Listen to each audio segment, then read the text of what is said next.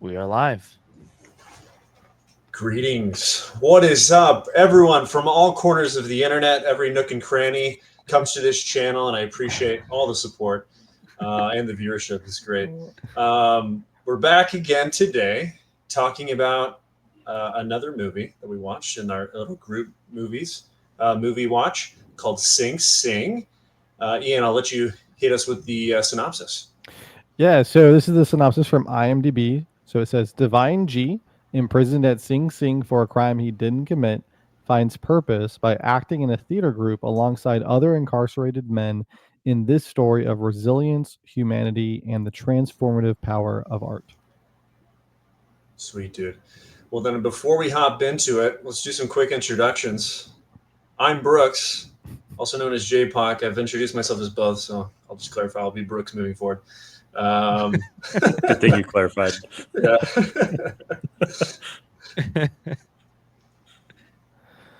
All right, I'm Matt. Hello. Welcome back to the channel. I mean, Hey everyone, Jonesy here. nice. We had to do that in a diagonal order. That's the only way to do it, right? Yeah, It's we gotta be gotta like an throw 'em off. hourglass. Yeah. That's right. They thought we were going to go clockwise, but no. All right, let's get started with some non-spoiler, right? Yeah, maybe Yes. just what you thought, general thoughts, and if we want to say our score up front, I think that'd be cool too. And then just as a quick reminder to anyone watching, in case it's your first time, we do non-spoiler and spoiler reviews. So the first part of the video will be the non-spoiler review. So if you haven't watched it yet, just kind of want to get some of our initial thoughts and maybe some reasons why we think you should go see it. We'll do that first, and then we'll let you know that we're going to switch over to spoiler review, and then we'll be having a lot of fun discussing the film. Yeah. Awesome. Well, Brooks, our host, Yeah, I'll kick it off. Let's start with some ratings. formerly JPOC. I think that's what we've done historically. So, yeah, Brooks. Yeah. So I actually really, really enjoyed this movie. This is my type of movie. Same for my wife. She loved it too. We love these kind of movies where you kind of feel like you are living someone's life, and there's not like huge resolution that needs to happen at the end. That's usually sometimes like I don't know, kind of bores me the last 30 minutes of movie sometimes. But for this one, I think for me, it was like a solid 4.5. Like I really, really enjoyed it. Awesome. Out of 5.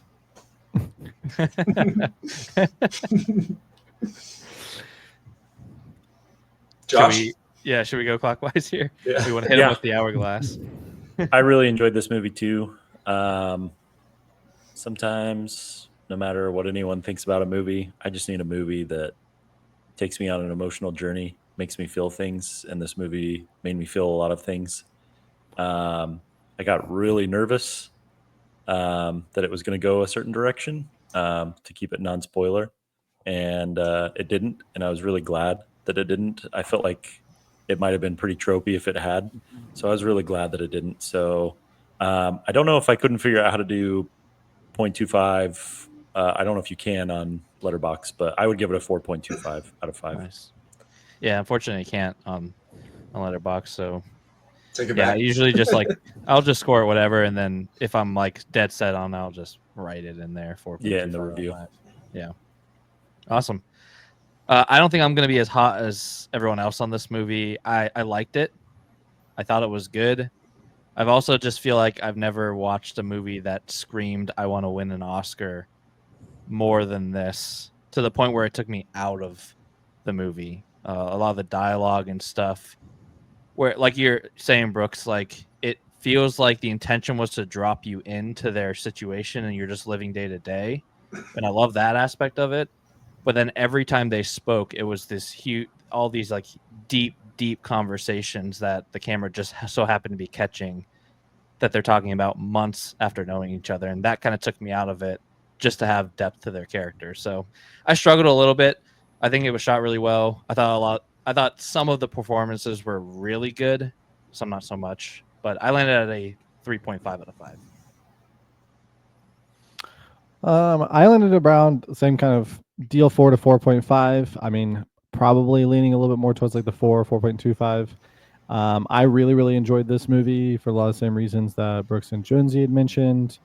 And I think that one of the things that just really got me with this movie was that it is, at least for me, a very kind of fresh take, non-stereotypical take on the kind of situation that they're dealing with. That rather than this being focused on the drama and the intrigue of the prison system, that rather focuses a lot more on people that are actually trying to participate in rehabilitation. Which is not to say that people aren't, but just to say that a lot of times, like prison movies, or more classically, in my experience, prison scenes in TV shows turn into this like gladiatorial arena, which is also, I don't, this is going to be something I'm going to come back to later, but yeah. The classic is like the screams from the jail cell. Like anytime a show goes into a jail and everyone's like, Yeah, it's it's just just like, madness. yeah, it's Yeah, Mhm. or the traumatizing prison scene from one of the Daredevil seasons via the Punisher.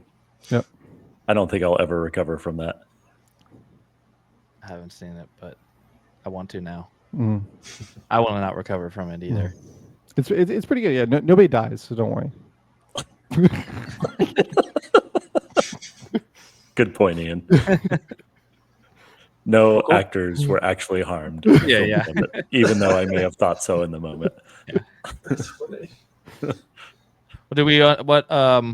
Some other non-spoiler things do we want to say? Maybe favorite characters, or I'm trying to think of other non-spoiler ways we can. I think chat. it's a non-spoiler for us to say, like, I didn't realize that majority of the individuals in this movie were portraying themselves. Mhm. That Yep. this was like a real life situation, real story, right? So yeah, if that's something that you really enjoy in movies too, I thought that was something I didn't know going to the movie.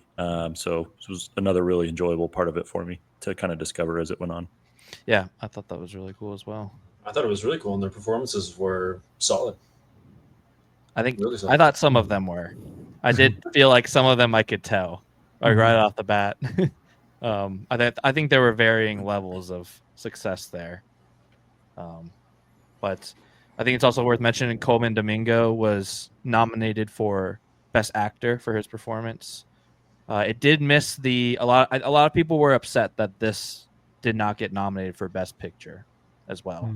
It kind of leading up to it, A24 just kind of stopped. It came out early in the year. I think a lot of people were thinking that was maybe why, and then A24 just didn't really campaign it very much, which is a whole other thing I didn't really understand until more recently. Is like movies like you campaign for Yeah, award season and stuff, which is just kind of wild to me. it is weird.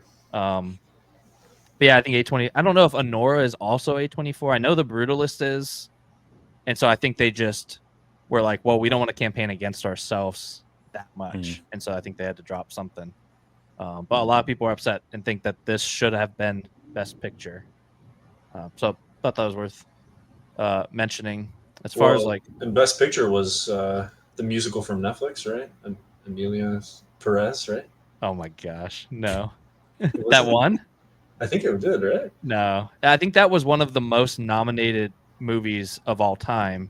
I don't think it won any awards or No, I think it won Yeah, a I thought ton. Nora Let's won, see. right? no. Nora won. Nora won a Oh, ton. okay.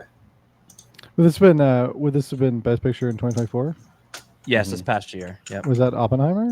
That's what Google was saying. No, that was the previous year. Oh, Yeah. Well, I thought technically, Anora so won, like didn't it? Anora won. Yeah, technically Okay. the 2025. I think they label it the 2025 Oscars because it happens in like February or something. But that According- came out in 2024. According Yeah, to Google gotcha. here, Emilia Yeah. Perez won. Oh, never mind. I don't know. Get off It that doesn't AI Picture Google, is- that AI Uh, Google result. I don't know. Yeah. One thing I do want to add, since we're talking about kind of favorite characters, because I don't want to say, just because I mean it's it's established pretty early on, but it still might be a little bit of a spoiler. So I don't want to say the name, but I really appreciated the antagonist of this film. I really appreciate how they did the antagonist, and for people that enjoy movies where you don't have kind of a strict like good versus evil, where the antagonist can be a very dynamic character alongside the protagonist. This is that kind of movie. Both the antagonist and the protagonist shape each other throughout the film, and I really appreciate. I just really liked it. I thought the dynamic was really cool. I'd agree. I think that was the strength of the movie. Mhm. And I think if anything, that was the snub, was that he wasn't nominated for either. Honestly, I think Best he has enough supporting. screen time to be. Mhm. Yeah, I mean, like, yeah, definitely best supporting for sure. He Yeah. wasn't even nominated. I think Yeah. that's a huge snub In because the words of the film, that's the rub. that's the rub. To me, That's the I rub. thought he was better than Coleman Domingo. Honestly, like I thought he was the star of the movie for I me. agree. Yeah, he did really good. I was really, really impressed. He was one that I would never have guessed that he actually was playing himself. I would never have guessed that Mm. because his performance was so good. It was impressive. And his first movie ever. His first Yeah. movie ever. Yeah, Mm. it's awesome. Yeah, I mean that's my favorite character for sure by a lot. And honestly, I really like the theater head, or what, I don't know, I can't remember his name. The Yeah. guy that's like their director essentially. I thought he was really good as well. And then Coleman Domingo, I thought was really good.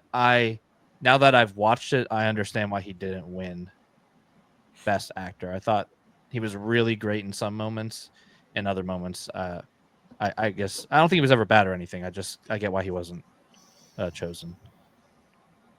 But as a really Brent interesting is film the style. director. What's his name? Brent. Brent. I really liked his character. I thought it was good. Mhm. Yeah. It has I thought it had a pretty unique film style. It almost has like a grain filter over it the Yeah. entire time that immediately kind of puts you. It dates. It feels like it dates the film and puts you back in time, and I like that a lot. I thought that was good.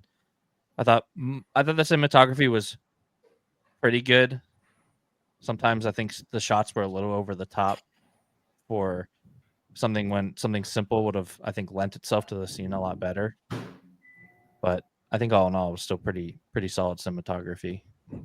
One thing I did wonder with the cinematography, because I just kept thinking about it a lot as I was watching and then after the film, but there were several scenes where we had them in the cafeteria and they would be talking, but we can't see who they're talking to. Mm. And so I kind of like that because, I mean, it felt like the point of that was that we were the person they were talking to, right? Because they're actor. I mean, the film was about actors playing actors, right? So they're acting in a theater group. And so what do people who act in a theater group do, right? They're performing on stage before an audience. Like, we're the audience. And so I thought that was really neat. I really liked that approach. Yeah. Very cool. Mm. Any other things to mention before we head into? I don't know. What other prompts do we have for non-spoiler? I can't think of anything else non-spoiler to say Yeah. about this movie. Any like themes that anybody picked up on that we want to talk about? Maybe themes. I think we can kind of do that. Maybe in a spoiler way. Yeah, so I can kick that off. I mean, one of the biggest themes about the film, I think, is the rehabilitation. It's these men participating in a process to reclaim like some of their dignity and humanity by performing in the arts, and how that shapes them as a community within that, overall community of the prison, and how it helps them to effectively grow by challenging each other. And it doesn't mean that they're perfect. They make mistakes. They've made mistakes. There are flaws. There's tension right there. But just it's showing how the arts and them playing these roles and them kind of stepping outside of themselves is giving them an opportunity to kind of reclaim their own dignity and humanity. And that's something that they can kind of all together like latch onto. And so it's a really, really kind of cool story about, rehabilitation and kind of how it should be in a way. And so, so it's an overall very hopeful theme, I think. I love that. I watched an interview afterwards with the director and Coleman, and I loved how like immersed they were in knowing those individuals that they worked with that had been in prison and had been a part of the program. And one of the things they pointed out was that in the first 5 years of an inmate getting out, 60% of them usually back in. They didn't specify if it was for Sing Sing or just U.S. prisons in general. I'm not sure, but they said those that participated in this program, it was 3% that would back in prison, and the next 5 years. So I Wow. thought that was also a really like beautiful thing that they were able to portray in the movie, of helping them feel human again, Mhm. and that what got them there, even though like, yeah, they did it and it's going to be a part of their lives and something that they have to, go through restitution, whatever they need to go through, that it didn't have to label them for the rest of their life, and that they could open up and find a new part of themselves. I thought that was really beautiful. And within that theme, I also picked up on a little bit of another sub theme adjacent, which was, I think, conquering anger as well. Both of the protagonists go through different anger phases at different points of the movie and progress through them. And I remember when they're going through some of the theater exercises in one of the scenes, it's particularly about how anger is the easiest emotion to portray when acting, right? And so I think, and through that, they were able to realize, okay, well, let's focus on other emotions that are more powerful, not only in their performances on stage, right, in the arts, and it applied to their actual real life existences within the prison system, which I thought was cool.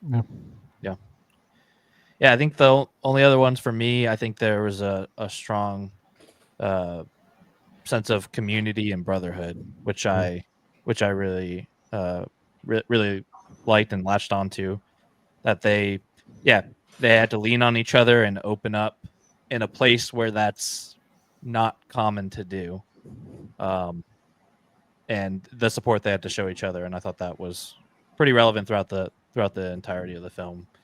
All in all, a very hopeful movie, I think. I agree.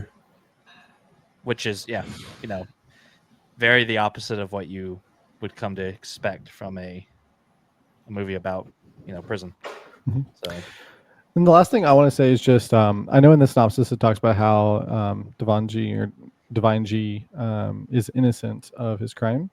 And I just wanted to kind of put it out there that is an element of the film, but that is not the focus of the film. Right. And so if anybody sees that synopsis or hears a synopsis and is kind of thinking like, oh, there's going to be a big part of this film where it's like griping about the prison system, that actually is like I think there's maybe one part of the film and it really isn't. It plays into his emotions, exactly. but it's not like a key. Yeah, it's an element that really, it's like kind of, it's like it helps you understand like his struggle. Right. And like his where he's like coming from, like his the way he's thinking about things and why he's struggling so much at certain times. But like it's not a gripe. It's very much focused on the group and like what they're doing for each other. And so I think it's really cool. Interesting take, yeah. Okay, we want to get to the spoiler part, the juice, the nitty gritty. Yeah. Okay. So again, if you've not seen Sing Sing, definitely go watch it.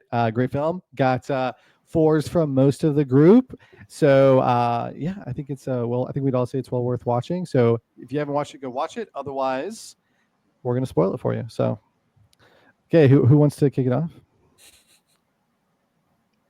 Okay, favorite scene. Favorite scene. Let's do that. Yeah. Does anyone wanna? I'm trying to think. What my favorite scene is. I know my favorite scene. Yeah. Kick us off. Favorite scene. The gladiator scene where they have to perform. Mm-hmm. And they don't know they're going to be performing in front of people. And it's just a row of basically elderly, like I wouldn't say elderly, but older people who are just like business suits, stone faced. They're coming out like in their prison uniforms, or like maybe it was casual clothes for some of them, depending on what they had on the stage. They're like fake weapons, and they're like coming out. They're like, I guess we're doing this. And then it ends with him like licking his sword. And he's just like, oh yeah, thank you. Yeah. Well, and then the guy comes back and he's like, not sure why you guys chose that scene, but we like it. Yeah. Well, and then like they do this slow walk, and the entire time they're like, oh yeah, they're screwed. This was a horrible idea. Like, what were we thinking? And it's just a slow walk, like. So yeah, it was so good. I just that scene, I mean, especially like the way it was portrayed, it definitely didn't try to like hold the tension, but it's just you could understand like the context of what they're going for, and that just cracked me up so bad. Because at least, I mean, I don't know about you guys, but I was in speech and debate in high school, and so like I've had those cases where you go in front of just a stone wall of judges, you're like, Welp, here we go. Yeah. Mhm. I love that the teacher Brent. I love that he knew and he pitches it to them as Yeah. like, all right, well, let's just pretend like we need to earn, whatever their approval for a new curtains. Yeah. Let's just go with that. All right, and then he sends them out, and him well knowing, and then they're like, oh shit, like, no, this is real. Like, yeah, I love that. Yeah. Yeah, it's him like pushing him too. I think. Which that would be hard to do. Yeah, I think that would be very hard to do.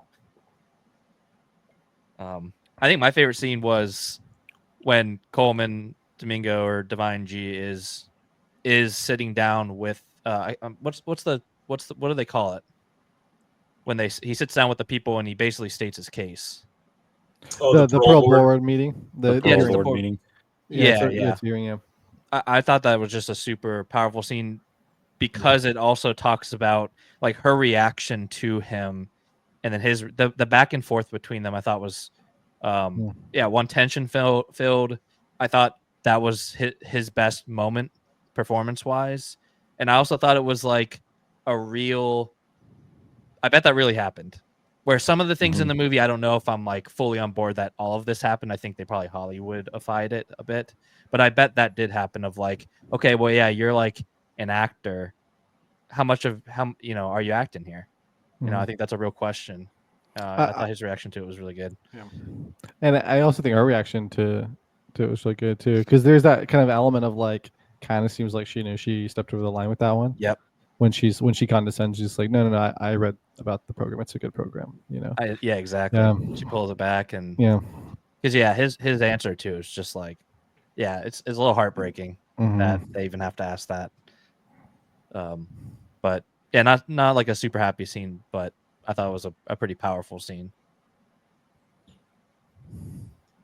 I think for me, it was the first time Divine Eye goes to the group, and then the theater group, and they start talking about, what shows they should do for their next production, and then everyone's just kind of chipping in random ideas, right? But what I really like is Divine Eye and G, both of their acting, I think, is really good in this scene, because G, he's in that awkward position where like he has his script that he really wants to bring to the table and like realize, you know what I mean? And then, but then out of nowhere, Divine Eye, who's this guy that he just onboarded into the group, right? Just invited, mixes it up, pitches the comedy, and then it goes into the next scene where then you see Divine Eye is auditioning for the Hamlet part. And then, Well, it's Divine G, right? Because he's open. auditioning, Yep. and he's like, "Thank you," and he walking out like, "Well, I got it," and they're I like, got "All right, it. well, we got one more person auditioning." Like, He's like, who? "What? Who?" Yeah. But then he confronts Divine Eye before he goes into the audition. He was like, "Bro, you said you wanted to do a comedy." He was like, "Oh no, comedy's hard." I just love that moment. It was good. Yeah. It also was an interesting setup for their relationship because I was like, Yeah. "Oh, okay. Here's what we're going into. They're going to be rivals," Right. and it completely did not go there at all. Which I'm glad. I don't know if that was. Sorry. After you say your favorite scene, Jonesy, can you talk about those tropes that you were worried about? Yeah. Me okay? You're fading a little bit. Oh no. Okay. Well, I'll try. You guys stop me if it's sounding rough, and then I may just pause for a bit. Okay. So I had a lot of favorite scenes, but I think probably my favorite one was when Brent had them in the circle. I think it was the first time he was doing the exercise where they closed their eyes. Oh no. This might have been just like one of their favorite. Oh. It Is seems it like still rough? Yeah. it's like as soon as You're you back stop, now. the internet's like, Hey. okay. Yeah, you're back now. It's okay. Why don't you guys just go on? I'll see if I can get connected better again. Okay. I kind of want to talk about what I thought the weaknesses of the movie were, just for the other side of it.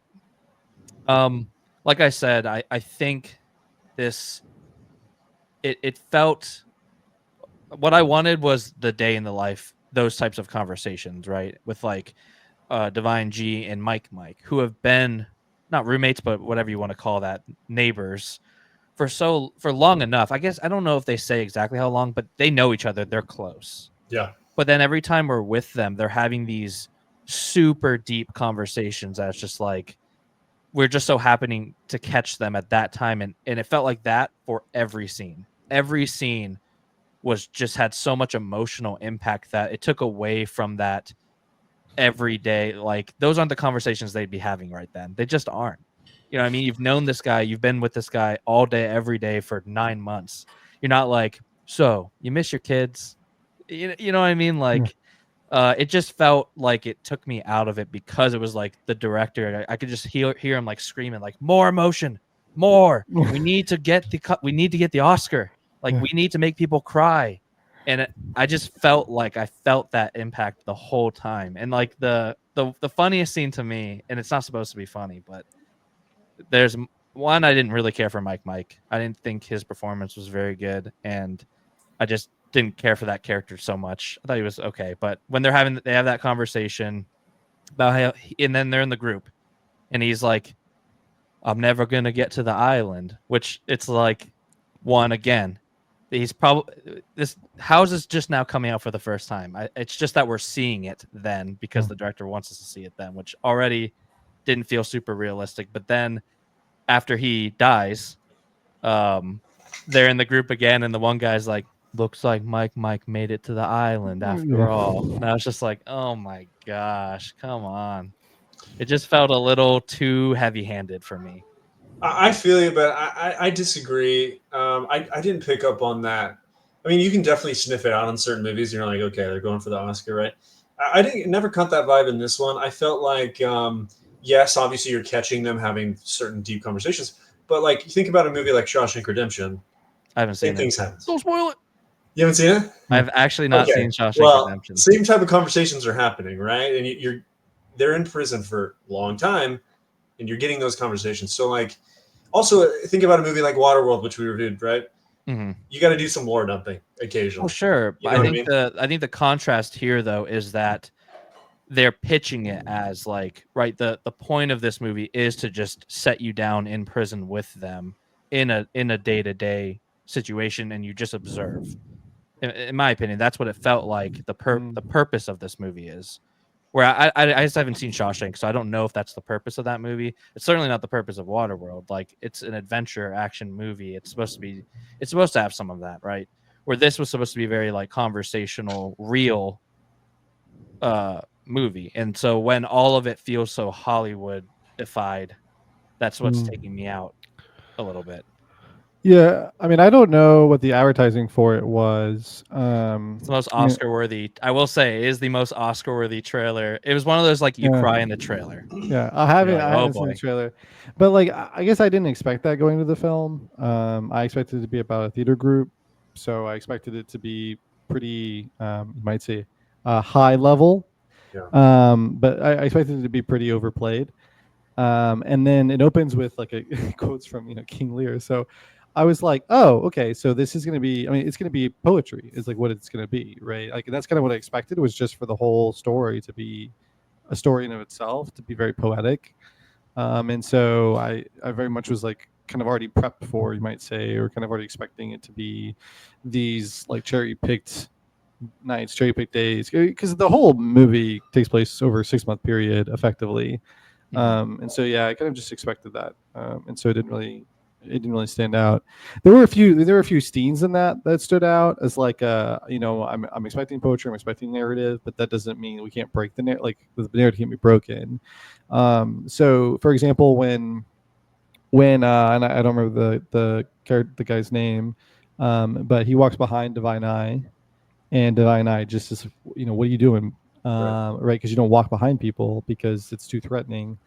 And he just goes off on him, and then we have that performance from a lot in common, right? Who is who kind of like shares this very very very like vulnerable moment, and I definitely see the power of that story, and I think that it helps. I think also it helps the audience because we don't understand the context of what they live in. But at the same time too, it felt like we went from 0 to 100 Yep. Just went from basically like, hey, we're practicing our lines to like all negative emotions, all right, like all immediately. So that felt a little too rushed, but the fact that like we had this kind of like these conversations in the prisons at night, and like that felt very it felt very typical for a film like this, and you kind of expected it. So, but I enjoyed those conversations, and the last conversation they had when the camera pulled away. I mean, I don't know if you guys had this, but as soon as they pulled out the camera and it was lights off, light on, I was like, oh, Mike's dead. Yeah. I thought maybe actually real quick before I say what I thought, I just wanted to say I agree with what you're saying. To me, I think it was the amount of times it felt like every conversation did that. Every conversation had to have a message, and it had to go into a scene and let someone have a moment, and it just became, when every scene is like that, it takes away the power of the other ones for me. What I will say as a rebuttal is that I don't know if you've ever hung out with theater kids, but like it's not uncommon for them to, get deep and emotional on a whim. You know what I mean? Sure, and like I get that's right. Like I talked about, like in prison, that is not common. You're not. They even mention it. Like you're not supposed to. Men don't show their vulnerable sides and stuff like that. But it was like almost like they have that conversation of like, let's be vulnerable, and then every single conversation from then on, they were like, I'm going to be vulnerable right now on camera. Like, this is it. Every single scene. And I was just like, all right. Well, it makes sense for the whole crew because they've been there for a while already. But then you see Divine Eye does progress in that regard. So yeah, he goes from not being open at all to expressing a lot of emotions, right? Yeah. And I get that, right? Talking about that scene where the guy walks behind him and stuff, like, love everything up to the point where it's like, all right, we need to cut to the one guy, slow zoom in while he's crying, and we play the emotional music. You know what I mean? Like, just make it conversational like it would be. Like, give me that scene for real. Like, it's those things that when it's all together in a package, it just felt, it took me out of the realness of the moment for me. I'm not saying it's bad or anything. I still gave it 3.5. I think it's worth watching. I think everybody should watch it. I just I wish that the movie that felt like it was promising a drop-in situation into this rehabilitation system gave me more of that, of like the reality and day in the life kind of than the highlights, the greatest hits kind of thing. But I think Jonesy is back. Kind of. I don't know. I think you've been. I think it's been. Sounds good. You right sound now? and look good right now. You're looking great. Okay. Thanks. That was me being vulnerable. Proud of you. Thank you. I'll try to be quick. So don't be quick. Back to my favorite part. Them in the circle. I think you kind of mentioned it just there, Matt. It's the one where he has them close their eyes and then talks about how men just aren't able to have moments like that, to be vulnerable a lot of times. So I think it probably just called back to some moments for me, just as a youth, like on campouts, having moments like that with friends around the campfire, moments like this with you guys, just talking about movies and art that we enjoy and how we see it differently. But yeah, there's just not those moments necessarily all the time to kind of share those vulnerable feelings. So I don't know. I just really enjoyed that moment. And then you were wanting me to talk about the tropiness. I was just really worried that there was going to be a very violent moment where one of them turned on each other, or they showed it in the food hall and it tragically ended one of the individuals that was in the cast. I was just really worried about that. It kind of like made me very anxious the rest of the movie when he mentioned that he had the knife. And I'm okay with that because, I mean, it very well could have happened if they weren't able to really connect with him and reach him, because I think that's what the power was behind them coming together and him allowing himself to be absorbed into that program. So that's all I was kind of worried about. Especially since they kind of portrayed his toughness in the beginning, and then he mentioned he had a knife. I was just like, oh my God, he's going to kill Domingo, or vice versa when Domingo loses it. That's what I was worried about. Do we think that it may have told us, I can't remember, but do we think that he continued to bring the knife through the end of through his release, basically, through his time with, what was the acronym? R something. RAT, RTA, right? rehabilitation through the arts. Yeah. Oh, through the arts. Okay. Mm-hmm. Yeah. Do we think that did it tell us if he did or not? I think I would say at a certain point, maybe he stopped. Just there. I think he probably kept it on him outside of that. Mm-hmm. Right, because I think that probably is the reality of the prison system. Is you might have to protect yourself. I would like to think that he stopped, especially because we find out that he's been accepted to return back to civilian life. I don't know what the right terms are when you leave prison, but I feel like, there had to be a point where he finally let those walls down. He let them in. He let the program absorb himself.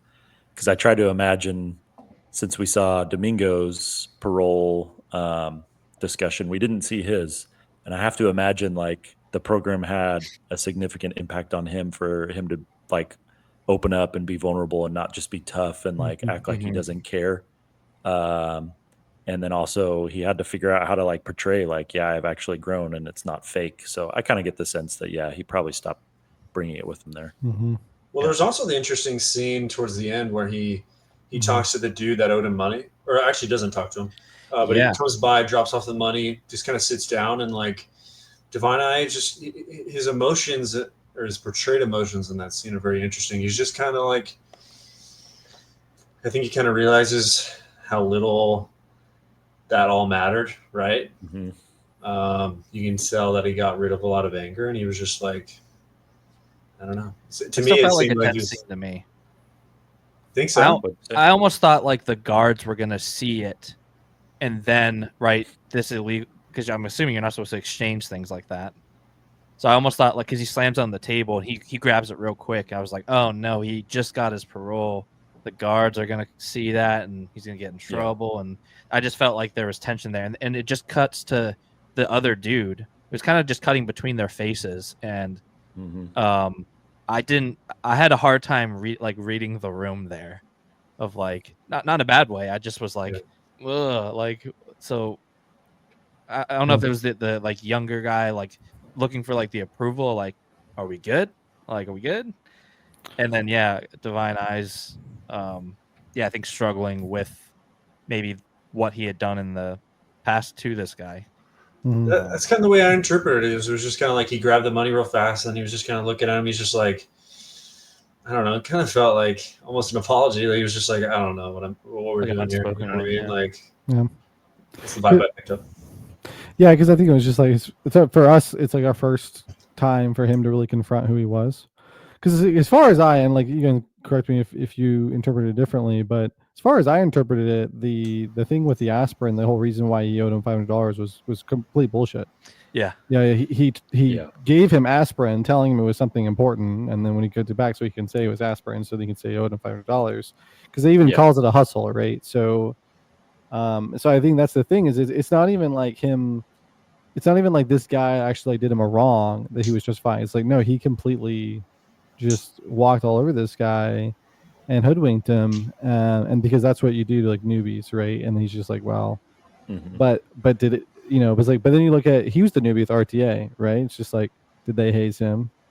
Yeah. Did anybody else think when they're talking about it's early in the movie before we first see Divine Eye, and they're talking about how there's basically room in the RTA for them to audition some new people, and they talk about Divine Eye, and then they go there, and they're kind of up there, and then we see that scene with him. With like the drugs and asking for the money. Did anybody else think that was him? I thought it was him auditioning. like him saying like, I know they're watching me, I'm gonna put on a show, and then come up to them and be like, see, I can act. That's what I thought of it. Well, I thought it was too, because that's how they interpreted it too, because they mentioned it to him. He was like, I think they specifically say like, or say that he was acting in that scenario, right? They say I don't address it remember. specifically. I mean, they did call him out mention for that. acting, but I think they just meant like he was lying. Yeah, I didn't take it that way because I don't know how you'd orchestrate that individual showing up right at that moment when they're there. So I just took it Yeah, that's as fair. it was one of those moments they dropped us in where he was just doing what he does to survive and assert dominance and kind of establish his toughness, and they just happened to be there for that moment. Yeah. The nonchalantness of him then like quoting Shakespeare to him. He's like, what does he say? Like, I found a book and I picked it up, and then he just like quotes Shakespeare to him. And Divine G is like, Shakespeare. Like Yeah. He's quoting that was it, good. and then Divine G's like, "Oh, you just happened to like Yeah. see this book fall off the cart and read it." Oh yeah. I thought that was a good moment. But, Yeah. Sorry, I detracted us from you were asking if or I don't know if you asked, but you mentioned like you knew that Mike was dead in that moment. Did anybody else? Or was anyone else surprised, or does anyone have any thoughts about Mike's That death? that scene before, that was probably the weakest part of the movie for me. I hadn't really thought of it the way that you did, Matt, but it just didn't feel. I didn't feel like that bond between those two. So obviously, this is a real person. This happened to someone. It's sad, but from a movie watching perspective, when we transitioned to the next scene, I was just kind of like, oh, but it didn't like for a movie making me feel so many things. I didn't really feel anything when that happened. I know that probably sounds bad, but I think it was just because of how weird that scene was before and the really quick transition. That was just kind of my experience from that scene. Yeah, I'd agree. It felt a little confused to me. Of same thing, right? These guys are neighbors. They talk all the time, and then the conversation they just so happen to have just before he dies is this very wholesome, rehabilitating conversation, super deep, and then he died. Like to me, right there's that first side of it, the scene leading up to it, which I found a little heavy-handed, and then there's the death of it, which is right.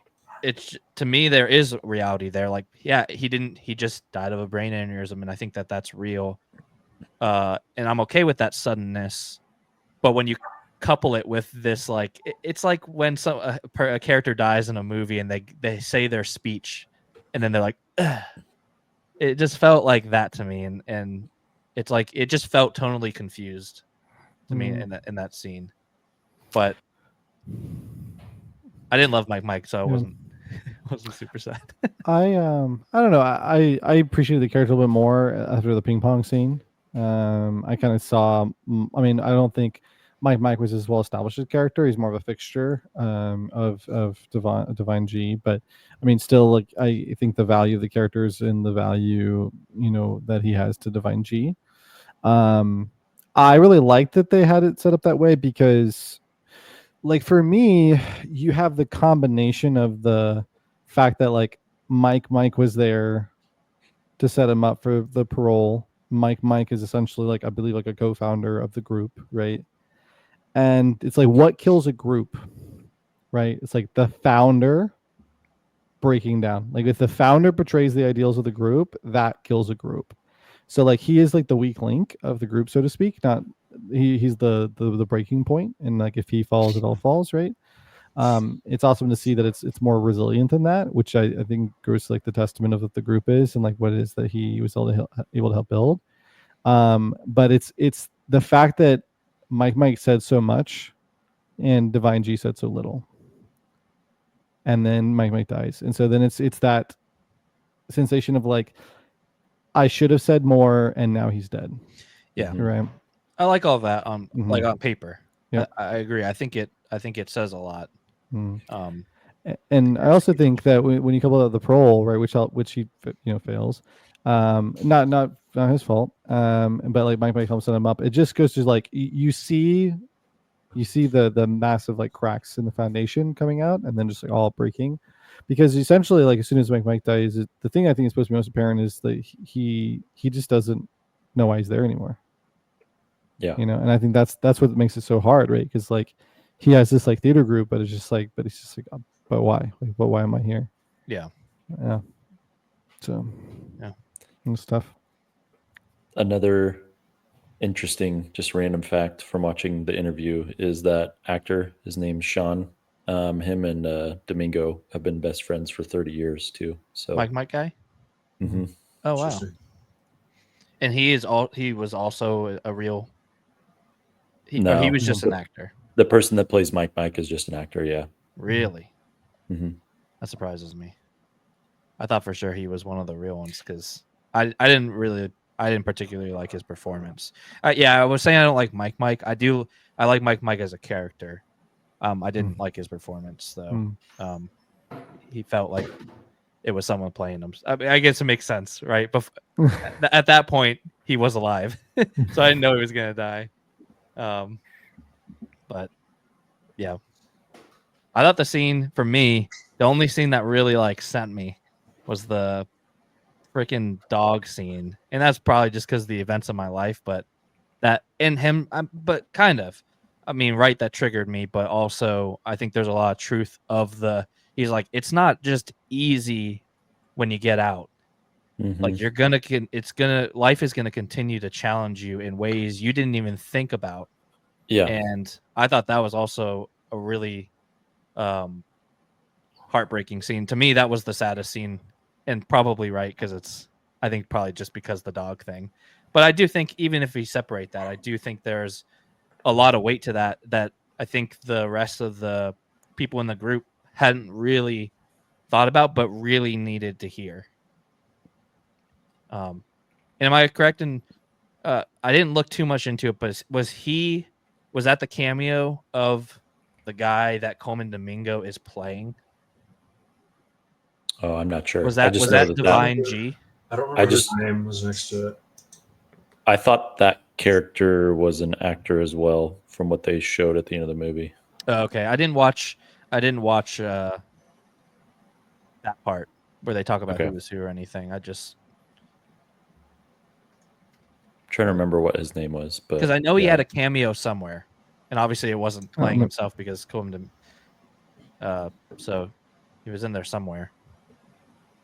But I did really like that scene. That was the cry scene for me. That was and that was a really powerful scene. I don't know, one of the things I don't know if you guys kind of thought about this, but when he was basically talking through it, I thought a lot about that scene which you mentioned earlier, where the guy walked by in Divine Eye. It's just like there's kind of like an undertone of, you know, when you're here in prison and these kind of things happen, it's like it's kind of your job to pack it away. Like it's your job like to not be vulnerable. Like it's your job to not show emotions, not show weakness. It's like, but when you're out there, like everybody wants a little bit of it. You know, that's what he was saying. It's just like out there, you could pack it away, but it's like it's not good for you. But at the same time, it's like still hard. Whereas like here, you can shrug it off. You say, well, that's just the way it's got to be, right? And so I just thought that was like, I think that for me, I think of all the scenes in the film, I think that one spoke the most to the situation they're all dealing with. Yeah. Well, It looks like you're right, Matt. It looks like that character that was actually Divine G. Yeah, which I think is great, right? He gets his Yeah, cameo. that's I cool. think it's a hard scene. That's a hard scene for one, for you to walk in and do one scene. I think he absolutely nailed it. Yeah. But I also think, like, if I remember correctly, I was in shambles, but he's talking about having to put his dog down, right? And the difficulties of basically what we talked about. But I think he fails, right? He fails in that moment because he doesn't even go with them to put the dog down. Mm-hmm. And to me, that's a major failure.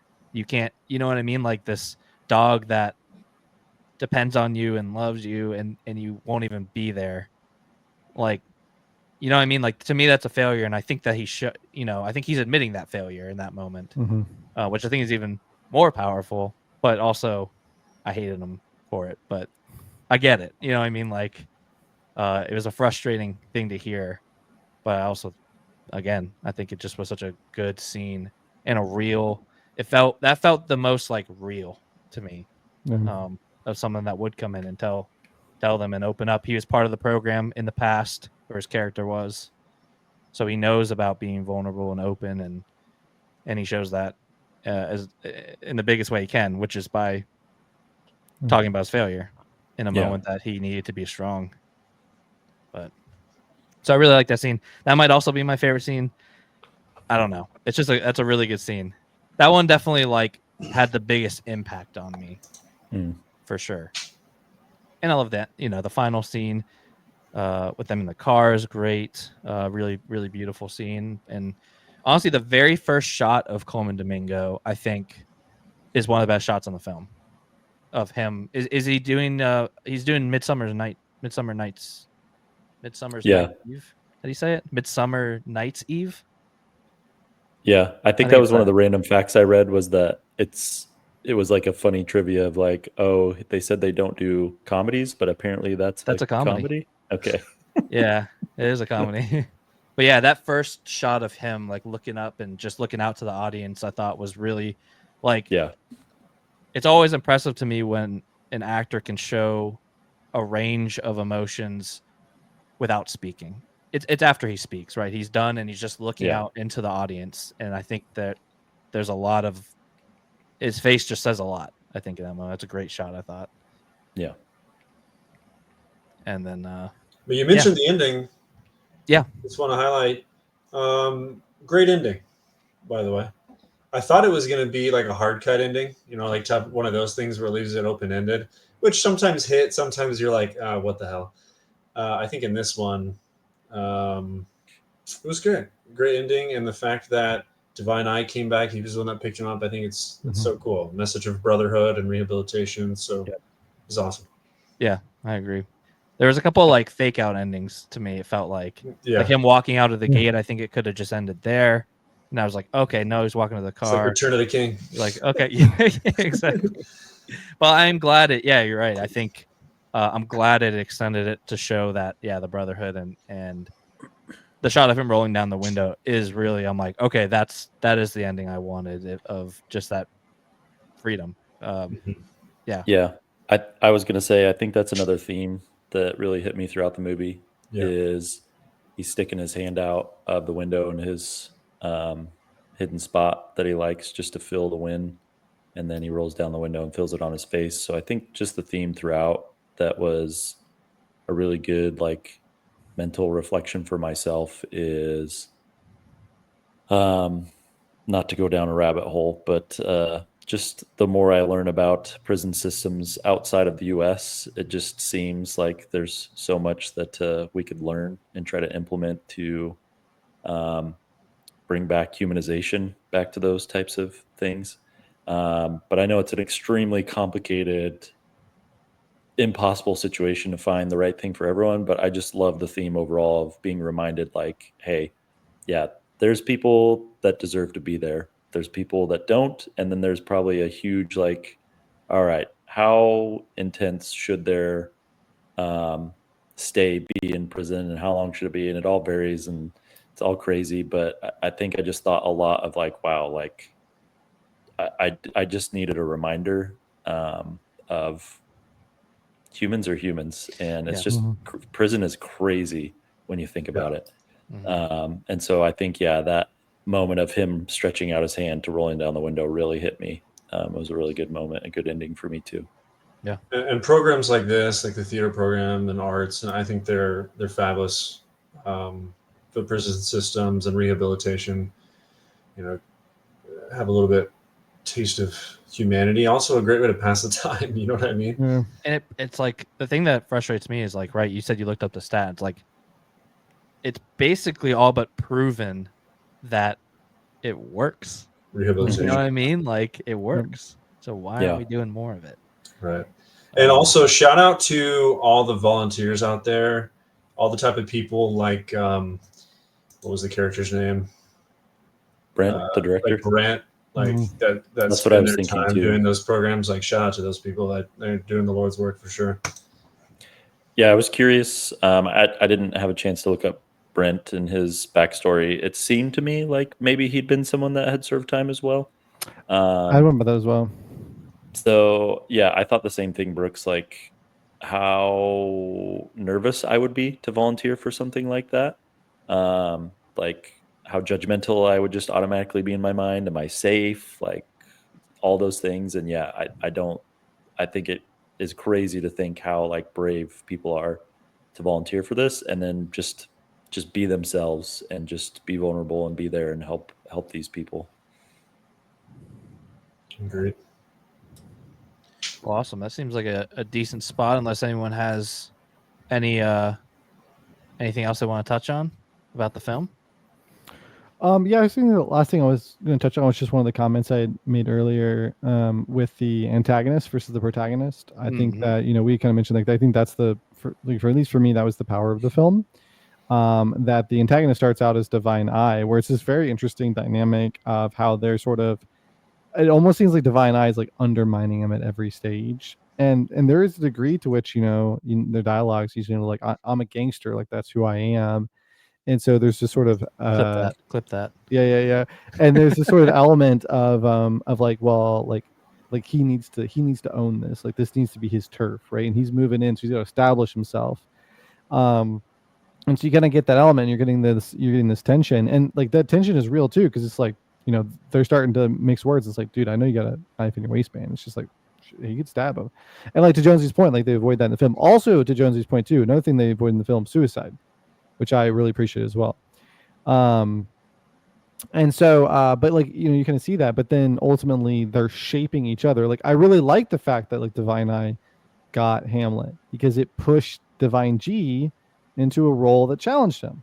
Right? I mean, yeah, it's Hamlet is a good role for Divine G. It's also a comfort role, right? And I like think that's cool. It's like that's like the antagonist again, and like there's a story and there's real elements, but like the antagonist is doing the work of the antagonist. It's challenging the protagonist to grow, and he doesn't like it, and that's also like part of the reason why they're mixing words. But then ultimately, again through this film, I love this contrast, right? Hey, look, you got to do this parole thing. You got to write an essay. You got to do this. Like, but man, like, hey, look, if you get something thick as a brick, you didn't get it. If you get something thin as paper, right, or thin as a feather, you're free to go, right? And it's like, well, if I don't, what if I get the brick? It's like you got to try again. And then of course, what happens, right? The man who did it goes on parole, and the man who's innocent doesn't. And so again, there's that tension there. But then ultimately, the antagonist stops being Divine Eye, and the antagonist starts being the situation that he's in, and how he deals with that situation. And then of course, it's Divine Eye who's like the one who's coming down to him. And of course, like what also makes the scene so great is I would say it wasn't the comedy setup, but the fact that Divine Eye went for Hamlet. That you're like this mother, Yeah. But then of course at the end when he's like, like all you had to do is he's like, it's like you got all these guys who love you, like they just, you telling us like we need to help each other, and like here you are struggling and you won't ask for help. Yeah. Right. He's like, but we all took a vote and like we agree we're gonna take you back. We gotta do one thing. You gotta maybe put it in writing like. I killed it with that Hamlet. Yeah, it was good. I like that scene too. It just really like brought the whole thing full circle. It really showed again like the growth of the characters for him to just be in that moment and like be hurting like that and then just laugh. Like yeah, you did your thing, man. And so I think that, again that's the power of that too. And also I don't know if you guys if this kind of hits you, but like when they're going through the parole conversation. Because he had mentioned that he had children, but then he also mentions that his son's in the prison too. Mm-hmm. And I thought that was because like the family context is largely out of the film, other than the phone call between Divine G and his mom. And which I think that scene was also really powerful. I mean, especially as a dad of like 3, almost 4. But just the amount of time that you lose. So it's crazy. And how much hardship that puts on you and your family. Yeah. But then just to like also here, it's just like, well, where Divine Eye, like, where'd you go? Well, I was thinking about my family, right? Seeing them grow up. And it's just like, oh, like his kids, like they're growing up. It's like, well, one of them's not, and I thought that was a really interesting scene too. Yeah. I had 2 more quick things if y'all would humor me. One is super quick. I could just be misremembering, but did we ever see the final? I want to say we didn't. We never got to see Divine Eye's Hamlet performance. Is that right? Is he already gone at that point? No, I Because don't they think put we- on the play, but we never Yeah. see the actual don't- Hamlet. I don't know if they really showed a lot from the final version of the play. Mhm. You But I see thought- the scene. You see the scene right after he would perform his lines where he hands the rock. Yeah, so I just Yeah. thought that was really an interesting decision. Right, this is a moment that they could showcase like they did with Coleman Domingo in the opening, and choose not to. But it also could just be because he's already gone. He might already be released at that point, and that's why. But I like the decision either way. I thought that was interesting. And then I think one of the most intentional scenes that I just want to hear what you guys thought is when Divine G gets out and he's leaving and he looks into Mike's cell and sees a young man there. What do you think about that? What do you think he was feeling, or what you think the point of that was, or because it definitely is, I think, trying to say something. I thought it was an intentional shot. It was definitely intentional. I think it was just a moment for the viewers to reflect on how, although these characters are getting out, there's a continuous Like a cyclical cycle, or there's always someone coming in, right, and serving time. I think it's just a moment to think about these people, and I think it's just a moment to take the message of the story, which is a lot focused on rehabilitation. Just remember, like, this is a continuous effort. Do you think he spoke to him? We don't see it, but do you think off screen he was like, because I would think that someone like Divine G, and it's a young kid Mhm. in the cell. I would like to think that he would be like, I don't know. It's one of those things. It's like, do you urge someone to join that program, or do you talk to them at all? Are they allowed to talk to him in that moment, or does he see Divine Eye's son in that kid, or does he see himself in that kid? I don't know when Divine G got in, but yeah, I don't know if I don't know if we're supposed to know, but I think it's open to any one of those interpretations, right? I mean, I think another part of it is seeing himself in that process too, and where he started and where he's ending. mhm. Yeah, I saw it just as like one chapter closing, another chapter opening. I saw it too as like kind of an awareness of the fact that in some ways he wasn't leaving anything behind, because like there's always these things, right? It's I mean, there was like a really close kinship, I think, or at least there's supposed to be, right, between like Mike and Divine G. And so there's always be these like bittersweet things. Like Divine G wants to get out, but also he wouldn't want to leave his friend behind either. I'm sure there are many guys in the group that he doesn't really want to leave behind, but that would have been especially hard. But now, in some sense, like he's he's not leaving Mike behind, and instead he's kind of living for both of them. And so I think there's awareness of that. That like they probably always believed it would be both of them that gets out, right? That's they're helping each other parole. Like it was always supposed to be both of them, and like that would only ever be Divine G. Mm. So that's Yeah. kind of how I saw it. It's just like a recognition of like, yeah, like it's just me. Yeah. Right? Don't you? Any thoughts, or are we wrapping up?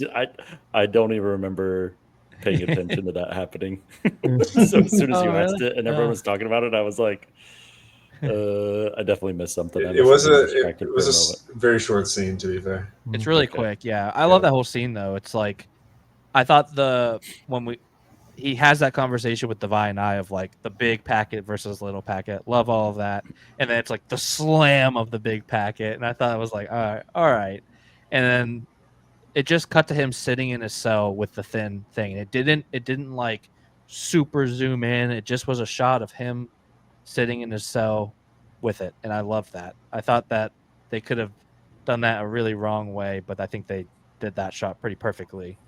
Yeah. So I love, pretty much there to the end. It's just great. I really like that. But yeah, Anyone else, or do we wrap it up? Or talk about? I guess we need to talk about.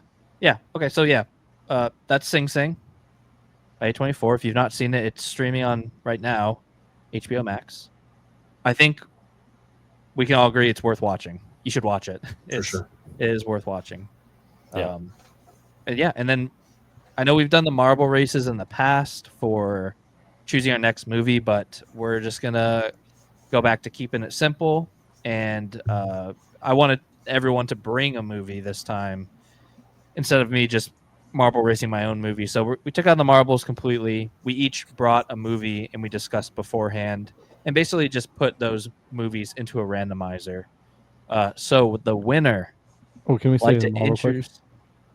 Yes, I think we should suspend it for the audience. You know, I That's think true. they should have to wait a little bit. that's true. So, Well- I brought 12 Angry Men. Matt, You want to just go clockwise? kind Brooks? of clockwise. Okay, clockwise, good. Eternal Sunshine of the Spotless Mind. Really? Silence of the Lambs. And I brought the Labyrinth. And then, who's our winner? We did this off screen, so we already know. But whoa! Other way, Jonesy. Brooks is over there to me. The border of the screen. So Brooks is our winner. So Yep. Eternal Sunshine of the Spotless Mind. Super stoked for this one. Yeah, so I've never seen this, so that's why I had to say it slowly just to make sure I'm getting it right. Yeah. I think the only one that's seen it is Matt. I've seen it. Oh About a yeah. long You said time it's ago, been a right? long time though, right? It's probably been, how long has it been out? I feel like it's been A long 15 time. years since I've seen it. 2004, I think. Yeah. It's just crazy.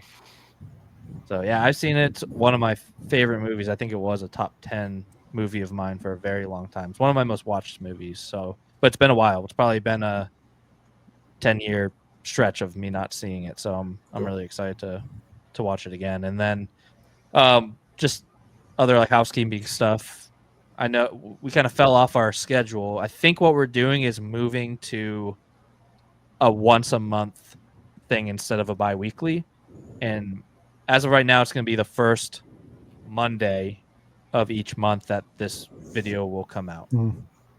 So Yeah, and then if possible, this would be my request. I can make this offline as well, but I'd love to do one at the beginning of June and then one at the end of June. okay. Because I if we do beginning of July, I will not be able to do it. Oh yeah. Okay. Because baby number 4 comes I was July like, is there a 5th, special so movie? so Has to because like do with even July? pushing it back, right? We can't even push it back because it's like, well, it's not either having the baby, like I was having the baby, We can or push it back to they're in college. Something. There we go. Right? So the next one.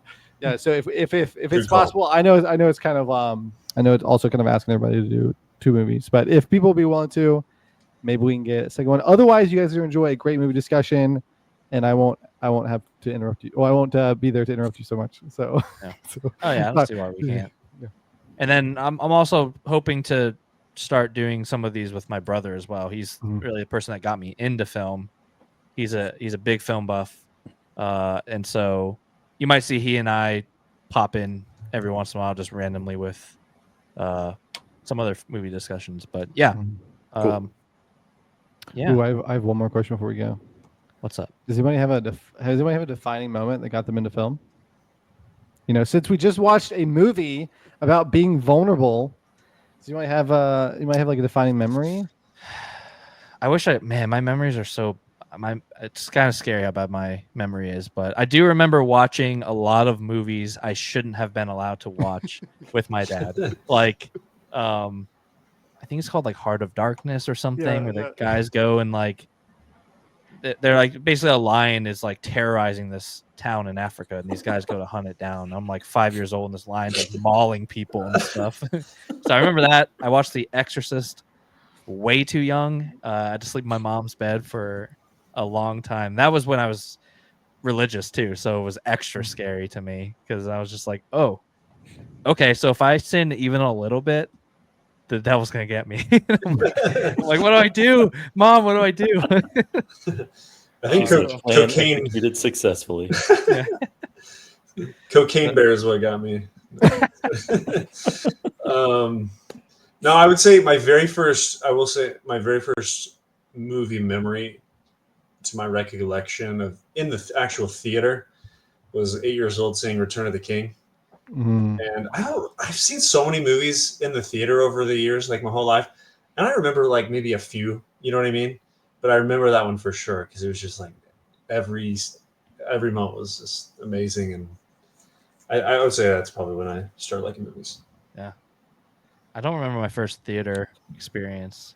Though a lot of people our age, I feel like, tend to go Jaws, or maybe a little bit older than us.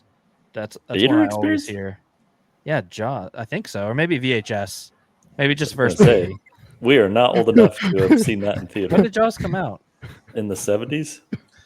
Okay, then maybe it's just Matt's first like- movies. Matt's like, I think my first theater experience was Back to the Future. Yeah, you know. Wait, Jaws hold on, was Matt. Are you trying to tell us 75. something? Well, I live movie viewing through my parents' eyes. Well, Yeah. for our generation or for y'all's generation, it'd probably be like Jurassic Park. Aren't, Yeah, I was aren't you gonna like say- 1 Yeah. year younger than me? How old are you? I turned 30 next month. You're 1 year for your generation. Your generation. You're a 90s kid, aren't you? I'm not these kid. Yeah, I'm a 90s kid.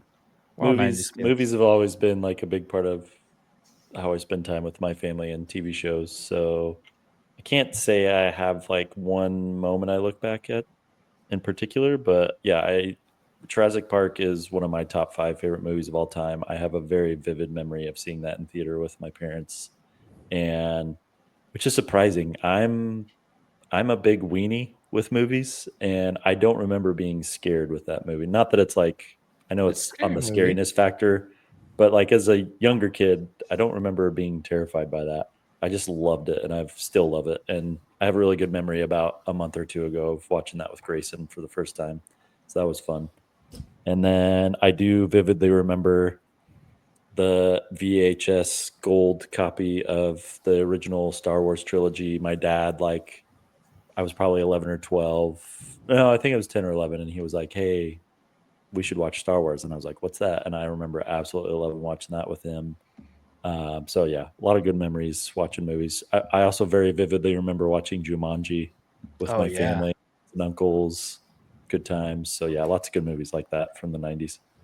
That part used to scare me in Jumanji when the bad guy at the end is getting like sucked into the game and his face is all like melty and stuff. That used to scare me.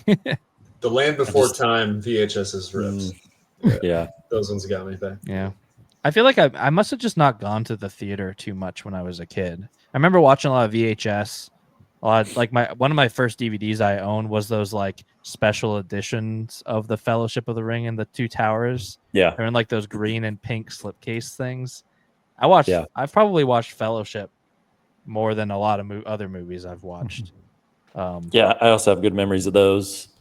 I went and saw them with 2 friends in particular on opening day, all 3 times. That's sick. The prequel Star Wars movies, I went and saw those opening night all 3 times. So I have, lots of fun memories like that. Yeah. Well, and of course, Matt and I from our generation, we had to deal with the winding back of the VHS tape if that tape Yeah. ever got freaking stuck. Yeah. Yeah, Oh my gosh, that was I can one of my still favorite activities. remember. we had a separate cassette rewinder. That Yes. I would Pop sit it there in. for probably hours just doing that. Yeah. Oh man, yeah. I kind of like Matt. My dad let me watch movies way too young, and shows. In my household, and this is kind of what helped me, I think, kind of get a memory for movies is movie quotes. Like that was a big part of like verbal culture, just like sharing movie quotes. My dad would layer movie quotes into like everything, like the way he talked, like the lessons that he would share, the way he would like make analogies of things is like movie quotes. And so I think there's a big part for him of like that's for him a way that he could like bond with my sister and I, but also my dad and I like very different. Like he's big like football guy, and like I'm like Magic the Gathering kid, right? So like we're stereotypical like jock and nerd. But like movies could always do stuff. So, but I vividly remember kind of the thing that sort of set the stage for this. Again, way too young for this. I was in 4th or 5th grade, I think. So I was like 10 to 12.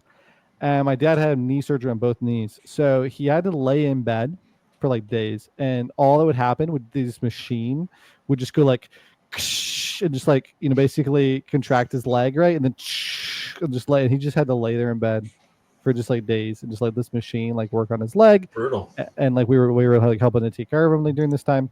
But so what he did was he watched 24. He just binge watched like 2 or 3 seasons of 24. So good. And but my dad traveled a lot, so he had to be back, of course, because he had to stay this. And so I would just go in there. I just at one point I went in there. I stayed there and watched it with him. And then my mom like saw it and she's like whatever. And she just like there was like stuff I was supposed to be doing, and she's like, "No, it's fine." You know, I'll just let them, like get their time. So I watched like a couple of seasons of like 24, and I mean, so slight spoiler, it's a lie. If you watch it, it doesn't actually take 24 hours. But because you don't have the commercials, right? Because that was the whole thing with the show. It was exactly 24 hours because the commercials were like timed to the second. Yeah, that makes sense. Yeah, That's crazy. yeah. No, that's part of what made it fun on TV. That's fun. And so, but yeah, so we watched. One We're talking like torture, nukes, people get killed, right? And so yeah, but like. That's kind of what started for me, and after that, it was just like a whole bunch of just watching like films that my dad liked and I liked, and just like sharing like movie culture. That's awesome. So, That's a good memory. mhm. One of the best parts of watching 24, even without commercials, is when it would flash the time before it went to a break, Yeah, and then it would flash time after, and you would try to guess the exact minute and seconds. And when you did, you felt like a god. That's fun. I've never seen it. yeah, I've heard good things. yep. I don't know how you feel about it, Matt, but yeah, back It's like an then, action show, right? It's a lot of Yeah, action. back then it was S tier. It's Yeah. definitely not my type of show. Mhm. Yeah. Yeah, it's I mean, I still enjoy shows like that. That's actually for me Yeah. like that like really set the stage for me for like liking Tom Clancy, getting really into like the Jack Ryan movies, and then also like the TV show. Yeah. So that's a good. I always really enjoyed that as an action show. But I think one of the biggest selling points what made it S tier is just there were not enough shows that wanted to have like a very strong narrative for a season. A lot of them would kind of be like, here's our episode, we're gonna close with a bow, here's our Yeah. episode. Maybe near the end. I hated this with Stargate. I love Stargate, but Stargate just always like at the very like last 3 episodes like fell into a plot line. They're like, oh, I guess we're about to do a season finale, so we should like have a story. Yeah. Yeah. It's like, I struggle with those type of. yeah, I just call them Monster of the Week shows. but yeah. That's why Lost is the goat and will Mhm. always be. So but anyway, And I won't hear any. I won't hear any Lost slander on here. I have slander, but No, we gotta go. We gotta wrap it up. Yeah. Yep. Anyway, well, thanks for sharing that. I just wanted to ask. I thought that would be fun. yeah, that was fun. Very cool. Very cool. Okay. Well, yeah, I think that's we're at an hour 20, and that feels right. It feels good, and it feels right. All right, host. All right. Peace out, everybody. Thanks for watching, and we'll see you in a month. Okay. Yeah, we'll see you in a Thanks, month. everyone. See you, Jim. Bye. Bye. Bye.